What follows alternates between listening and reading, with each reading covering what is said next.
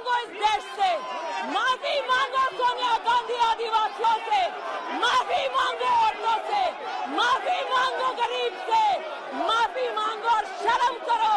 जिस औरत ने पंचायत से लेकर पार्लियामेंट तक सम्मान के साथ इस देश की सेवा की, तुम्हारे पुरुष नेता सड़क पर उसका अपमान करते हैं। माफी मांगो सोनिया गांधी इस देश से, इस देश के आदिवासियों से, इस देश के गरीबों से, इस देश की औरतों से माफी मांगो।